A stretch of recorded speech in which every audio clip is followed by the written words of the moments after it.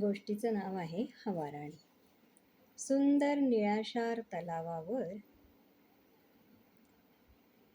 हवेची झुळूक इकडून तिकडे तिकडून इकडे करत होती. इतक्यात त्या तलावाकाठची छोटी कळी उमलली. कळीने तलावाच्या आरशात पाहिलं. आपल्या लाल लाल मखमली पाकळ्या पाहून ती खूप आनंदली. हवेची झुळूक तिच्याभोवती फिरली. कळी डुल डुल डुलली. आपले डोळे मोठे करत म्हणाली, कोण ते मला हलवतंय? कोण ग बाई मला डुलवतंय? हवा हळूच म्हणाली, मी हवा. हवा, हे कसलं बाई नाव? आणि तू आहेस तरी कुठं? आहेस तरी कशी? आहेस का माझ्यासारखी सुंदर? कळीने गर्वाने आपला लाल जर्द घागरा चिमटीत पकडून लयदार नाचत डुलत विचारलं. हवेने स्वतःकडे पाहिलं तर काय? तिला ना रूप ना रंग. हवा होती अदृश्य, ती कुणालाच दिसत नव्हती. अगं सांग ना, तू आहेस तरी कुठं? कळीला हवा काही कुठं दिसेना. केशरी फुलपाखरू आपलं रंगीत पंख हलवत उडत उडत तिथे आलं. त्याला उमललेल्या कळीनं म्हणजे लाल लाल फुलानं विचारलं, ए भाऊ, तुला दिसतेय का रे हवा? आपले रंगीत पंख थरथरवत केशरी फुलपाखरू म्हणालं, हवा, मी नाही बाबा, मी नाही कधी पाहिली.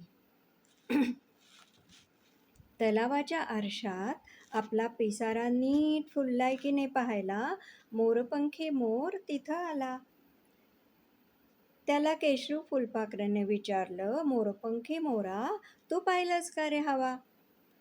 मोरपंखी मोरानं तलावाच्या आरशात स्वतःला नीट पाहिलं. खुशीने थुई थुई नाचला आणि मग म्हणाला, हवा, नाही बाबा, मी नाही कधी पाहिली. टुन्नू हरिण इकडे धावलं तिकडे धावलं तेव्हा त्याचं मऊशार तपकिरी अंग आणि पांढरे पांढरे ठिपके मोत्यासारखे चमकले. मोरपंखी मोरानं त्याला विचारलं, टुन्नू हरिण, तू पाहिलंस का रे हवा?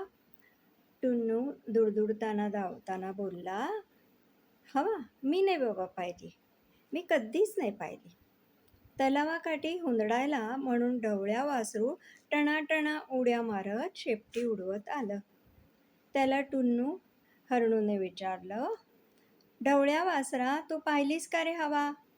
ढवळ्या वासरू थपकन थांबलं.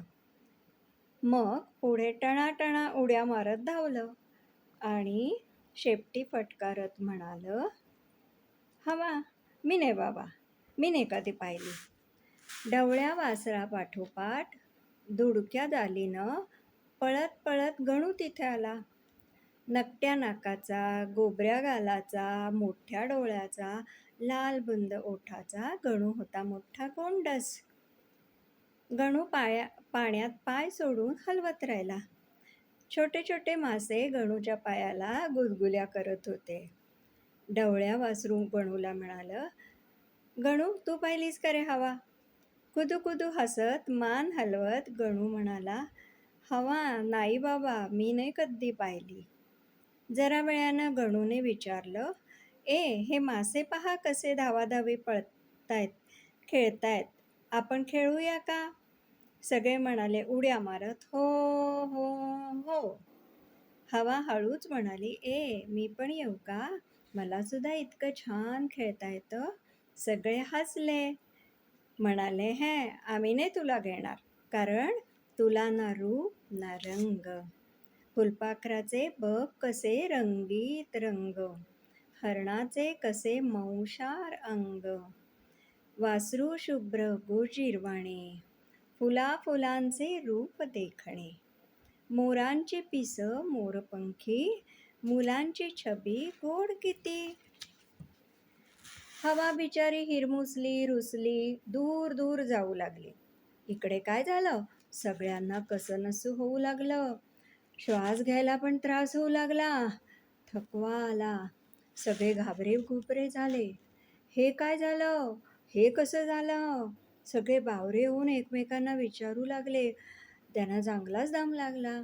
तेव्हा तलावातलं संथ निळाशार पाणी म्हणालं, "अरे वेड्यांनो, ती हवाराणी बघा, दूर दूर चालली आहे ना, म्हणून तुम्हाला असं होतंय. पण का? अरे हवाराणी खूप चांगली असते, खूप गुणी आणि खूप महत्वाची पण असते. माहित आहे का तुम्हाला? आपण श्वास घेतो तेव्हा हवाराणी आपल्याला प्राण देते. तुम्ही इकडे तिकडे हुंदडताय ना, ते हवाराणीमुळेच. ही कळी उमलतीये, ही झाडं उगवतायत या हवाराणीमुळेच. या सगळ्यांना चैतन्य देते ती हवाराणी. हवाराणी दूर चालली आहे तर सगळं रान बघा कसं मरगळलंय.